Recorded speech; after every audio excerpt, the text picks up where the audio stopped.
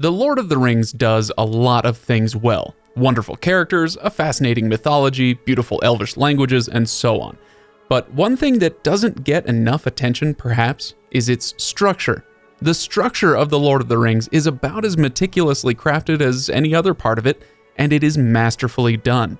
Today, we'll just focus on a couple of things Tolkien was able to amp up to 11 simply with structure: foreshadowing and heroism.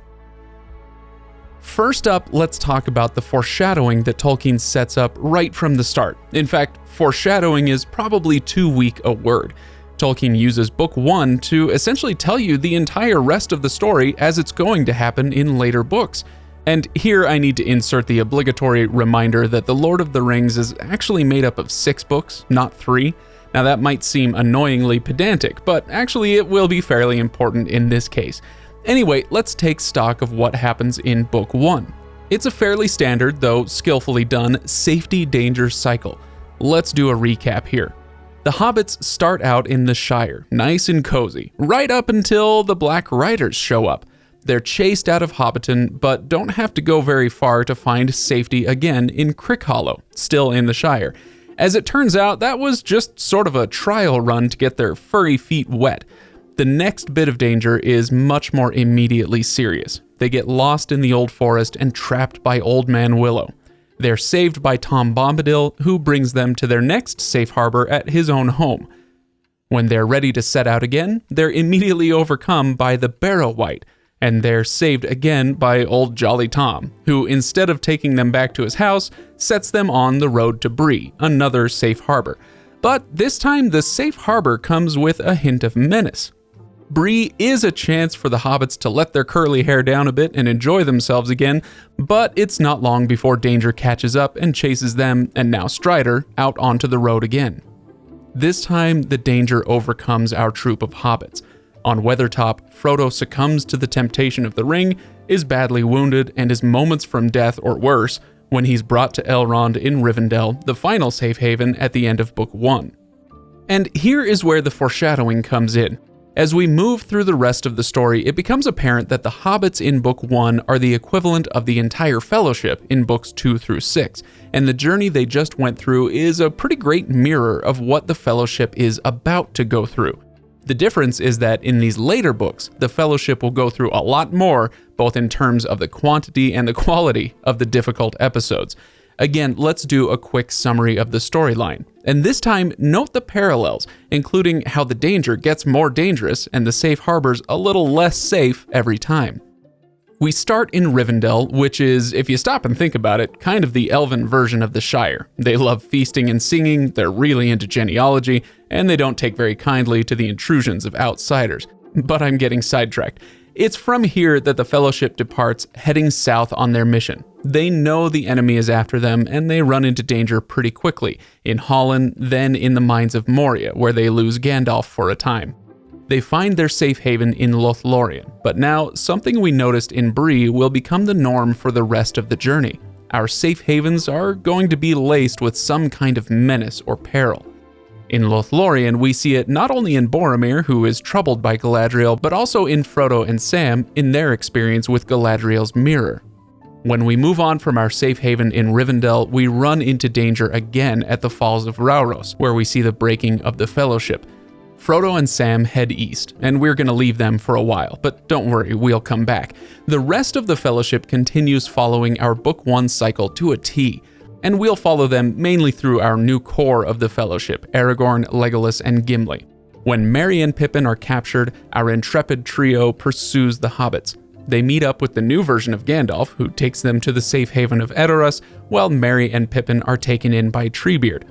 From there, we move again into danger in the form of the twin battles at Helm's Deep and Isengard. After that, everyone meets up again for a while before we split up again to head toward Minas Tirith. Aragorn's crew takes the paths of the dead, Pippin and Gandalf head straight to Minas Tirith, and Merry stays with Theoden's army. Now, in terms of the quantity of the danger safety cycles we've gone through, we're caught up to where we were in Book 1.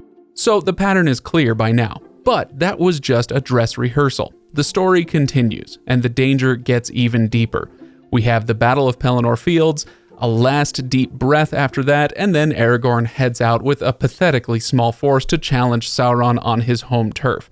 Things, of course, end up going pretty well, and once this ultimate confrontation is finished, we head into our eucatastrophe, the safest of safe havens on the field of Cormallen. And by the way, if you missed my explanation of what's going on in this scene, please go check it out. It's maybe more interesting than you thought. Anyway, it's easy to see when we zoom out just how closely these stories mirror each other.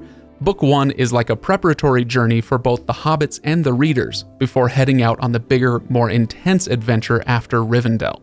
It's not a perfect parallel since I'm discounting the return journey at the very end and the scouring in the Shire, but in structural terms, that's all epilogue and its purpose is separate and probably worth a video all by itself, maybe later. For now, let's turn our attention back to our timeline, back to the big split. So far, this parallel structure has been all about how Book 1 mirrors the story, not just of the rest of the books entirely, but specifically Books 3 and 5. But what about Books 4 and 6, where we follow Frodo and Sam on their journey into Mordor? Back at the Falls of Rauros, with the breaking of the Fellowship, Frodo and Sam turn east, hoping for a more direct route to their destination. And what are they met with? Well, just to make sure my point comes across, let's sneak a peek one more time at what the rest of the Fellowship goes through. Danger, safety, and so on. Frodo and Sam? They go from danger to danger to danger, each more horrifying than the last, with the only break coming in the form of Faramir's company in Ithilien. And even there's a distinct undercurrent of menace. Because Frodo is carrying the ring, there can't be the same kind of trust and repose that the others are able to find in Edoras or even Minas Tirith to an extent. But even if we count Ithilien as a safe haven, let's review what they actually go through. Fear, horror, despair, a kind of a break, and then into a bigger, badder, turbocharged version of the fear, horror, and despair that they already saw. And it culminates in the worst, final step in which, again, just like in Book 1, Frodo succumbs to the temptation of the ring, is wounded and moments away from death, and is ultimately saved and brought back from the brink. Looking at it laid out like this, we can see why Frodo's journey is so much more difficult than that of the rest of the Fellowship. Not because they didn't do hard things too, but because the terror of Frodo's journey is unrelenting. There's no safety danger cycle here, just a merciless path of unbroken danger. Even without the power of the ring to deal with, the psychological toll this would take is massive. Add the ring back into the mix, and it's even more understandable when Frodo says that he has no more memory of tree or grass or flower. And it's also even more heroic that Sam is able to maintain his endless hobbit optimism all the way to the end. There's plenty more to say about how Tolkien chose to structure his book, but for today, it's enough to see that there were a couple of purposes in the story's layout. Book 1 prepares us as readers, and the hobbits themselves, for the journey that's coming. It also serves as juxtaposition to see just how horrifying Frodo's journey really ends up being, when compared to the more traditional, and still plenty rough, path of the other characters. With all of that, it's easy to see why, in the epilogue of the final chapters, Frodo couldn't be fully at rest without the ultimate safe haven waiting for him in the West.